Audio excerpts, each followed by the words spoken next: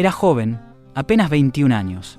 Bajo de estatura, educado, hablaba español con fluidez y era temido en todo el territorio de Nuevo México. Para algunos, un símbolo de resistencia en un mundo violento e injusto.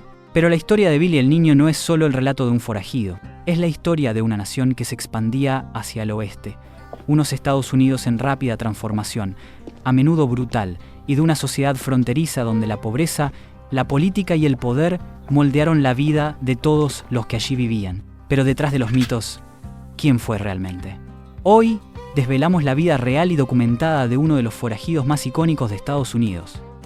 Billy el Niño llegó al mundo como Henry McCarty, probablemente en 1859, en la ciudad de Nueva York, en una época en la que Estados Unidos se llenaba de inmigrantes. 5 millones de recién llegados desembarcaron a mediados del siglo XIX, muchos huyendo de la pobreza o de la hambruna. Su madre, Catherine McCarty, era una inmigrante irlandesa, muy probablemente del condado de Antrim. Su padre sigue siendo desconocido, incluso la fecha exacta de su nacimiento se ha perdido, pero la costa este ofrecía pocas oportunidades para las familias inmigrantes pobres. Como miles de otros, los McCarty se unieron a la gran migración hacia el oeste, viajando por Indiana, Kansas, Colorado y finalmente el territorio de Nuevo México. La frontera estaba cambiando rápidamente. Estados Unidos había arrebatado Nuevo México a México apenas una década antes, en 1848.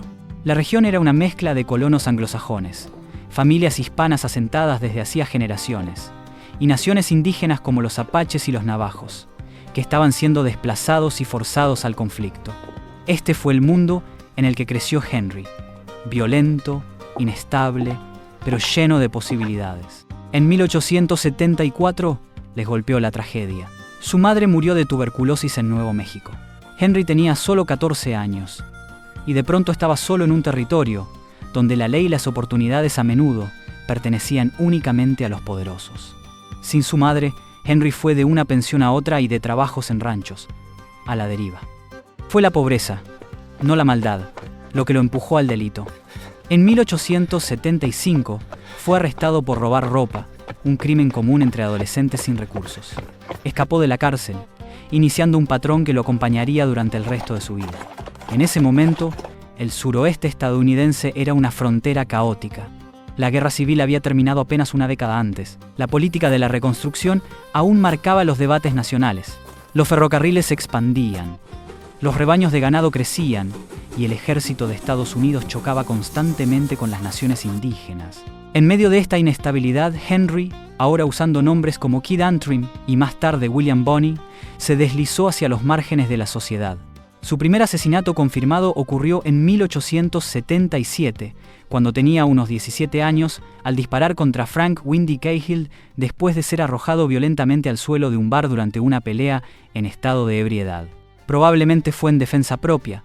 El caso habría sido considerado homicidio justificado, pero en la frontera los tribunales ofrecían poca protección. Temiendo represalias, Henry huyó, dando inicio a su vida como fugitivo. A finales de la década de 1870, el territorio de Nuevo México era un lugar donde la ley significaba influencia, no justicia.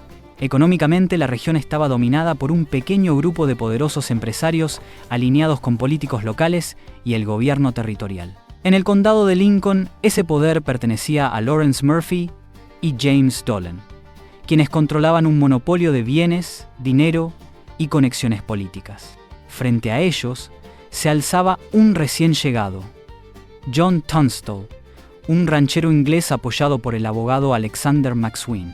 Ellos desafiaron el monopolio, amenazando décadas de control económico. El escenario se estaba preparando no solo para una disputa, sino para una pequeña guerra civil. Billy el Niño entró en este mundo como peón de rancho al servicio de Tunstall. Aún no era un pistolero. Era simplemente un joven vaquero atrapado en el fuego cruzado de hombres poderosos. El 18 de febrero de 1878, John Tunstall fue asesinado por una partida armada leal a Murphy y Dolan. Este asesinato encendió la guerra del condado de Lincoln, una lucha violenta alimentada por el monopolio económico, la corrupción política y la justicia de frontera. Billy y varios jóvenes vaqueros formaron un grupo de vigilantes llamado los Reguladores. Creían que estaban imponiendo la justicia, pero en realidad ambos bandos actuaron al margen de la ley. Billy participó en varios enfrentamientos violentos: la emboscada al sheriff William Brady, el combate mortal con Buckshot Roberts y la batalla de los 5 días en Lincoln, donde casas ardieron y murieron decenas de personas.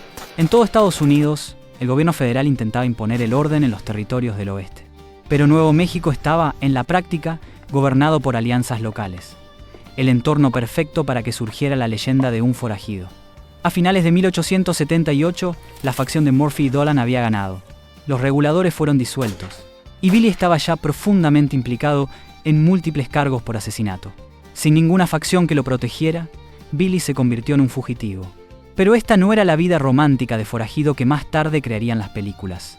El territorio de Nuevo México en la década de 1880 era una de las regiones más pobres y violentas bajo control estadounidense.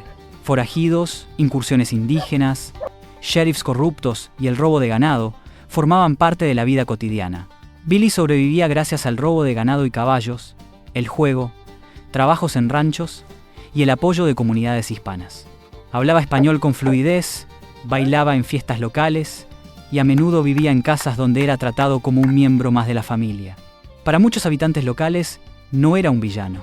Era un joven que resistía a un sistema corrupto. Mientras tanto, los periódicos estadounidenses del este estaban ávidos de historias dramáticas de la frontera. Exageraron sus hazañas, convirtiendo a Billy el Niño en una sensación nacional. Históricamente pueden confirmarse entre 4 y 8 asesinatos, ocurridos principalmente durante la Guerra del Condado de Lincoln en 1878, y más tarde como fugitivo, entre 1880 y 1881, generalmente en contextos de venganza, defensa propia o intentos de escapar de la captura. En 1880, los ganaderos y los políticos territoriales impulsaron una ofensiva contra el crimen. Buscaban estabilidad ante la llegada de los ferrocarriles a Nuevo México y el inicio del ocaso de la era de la frontera. Eligieron a Pat Garrett como sheriff. Alto, ambicioso y hábil con la prensa, Garrett vio en Billy al forajido perfecto al que abatir. Billy fue capturado en diciembre de 1880, juzgado y condenado a la horca por la muerte del sheriff Brady durante la guerra. Pero Billy aún no había terminado. El 28 de abril de 1881 protagonizó una de las fugas más dramáticas de la historia del oeste, liberándose de sus grilletes, matando al ayudante James Bell, apoderándose de una escopeta y matando al ayudante Bob Ollinger y saliendo de Lincoln a caballo, a plena luz del día. La historia se propagó por todo el país. Para la prensa del este, Billy el Niño se convirtió en un símbolo del oeste indomable. La frontera se estaba cerrando. Estados Unidos quería que Nuevo México se convirtiera en un territorio estable y gobernable. Los forajidos ya no encajaban en la imagen de un oeste que se modernizaba. Tras 3 meses a la fuga después de su audaz escape de abril, Billy el Niño se había convertido en el hombre más buscado del territorio, moviéndose constantemente entre casas seguras y confiando en amigos de las comunidades hispanas. El sheriff Pat Garrett, decidido a capturarlo y a cerrar definitivamente su caso, llevaba semanas siguiendo los movimientos de Billy. El 14 de julio de 1881, Garrett supo que Billy se escondía en la casa de Pete Maxwell, en Fort Sumner, un pequeño asentamiento donde Billy tenía amigos y antiguos aliados de la Guerra del Condado de Lincoln. Actuando con esta información, Garrett llegó de noche y entró silenciosamente en la casa para sorprenderlo. Billy, sin saber que Garrett estaba dentro, se movió por el dormitorio a oscuras. Cuando preguntó en español, ¿quién es?, Garrett, con la intención de evitar otra fuga, disparó un solo tiro. Billy murió al instante. Su vida terminó con unos 21 años, no en la horca como estaba previsto, sino en la tranquila oscuridad de un dormitorio fronterizo, el acto final de una vida corta y violenta que ya se había convertido en leyenda. Billy fue enterrado en el cementerio de Fort Sumner, en una tumba sencilla a cargo de amigos y vecinos del lugar. No hubo una ceremonia formal, y la tumba quedó inicialmente sin marcar, reflejo de la vida de un joven que vivió rápido, de forma violenta y al margen de la ley. Hoy, un pequeño monumento y una lápida señalan su lugar de descanso, aunque el punto exacto sigue siendo objeto de debate entre los historiadores. La frontera se había cobrado otra vida, pero la historia de Billy el Niño nunca sería olvidada. Billy el Niño vivió una vida corta y violenta, aunque no inusual para la frontera. Lo que lo hizo inmortal fue la poderosa combinación de mito, medios de comunicación y misterio. Los periódicos exageraron sus muertes. Las leyendas populares lo pintaron tanto de villano como de héroe. Y décadas después, novelas y películas de Hollywood lo transformaron en un símbolo del oeste estadounidense. Incluso hoy, el debate continúa. ¿Fue un forajido despiadado o un joven moldeado por la pobreza, la injusticia y un territorio violento? Lo cierto es que Billy el Niño, Henry McCarty, sigue siendo una de las figuras más perdurables del viejo oeste. Una leyenda nacida de un muchacho que nunca vivió lo suficiente como para escapar de ella.